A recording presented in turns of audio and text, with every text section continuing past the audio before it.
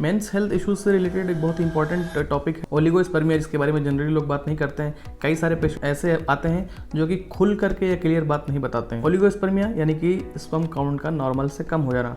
Normally 15 million पर ml कम से कम इतना होना चाहिए कंसीव करने के लिए। हमारे पास कई सारे ऐसे पेशेंट हैं जिनका स्पर्म काउंट बहुत ही कम होता है, लेकिन उनका आफ्टर ट्रीटमेंट स्पर्म काउंट बहुत हद तक बढ़ जाता है, उनकी कंसिस्टेंसी बढ़ जाती है, विस्कोसिटी बढ़ जाती है और मोटिलिटी बढ़ जाती है ट्रीटमेंट लेने के बाद। हमारे पास कई सारे पेशेंट्स का डेटा होता है। बस ये है कि पेशेंट ट्रीटमेंट के बाद वीडियोस वगैरह में आना या अपना चेहरा दिखाना पसंद नहीं करते हैं। एक पेशेंट है, स्पर्म काउंट लगभग 8 मिलियन के अराउंड था, उनकी मोटिलिटी भी डाउन थी, कंसीव नहीं हो रहा था, लगभग 3 महीने इलाज चला, उनका स्पर्म काउंट लगभग 24 मिलियन आफ्टर ट्रीटमेंट हुआ। हमारे ट्रीटमेंट में हर्बल ड्रग्स टोटली हम लोग अपनाते हैं।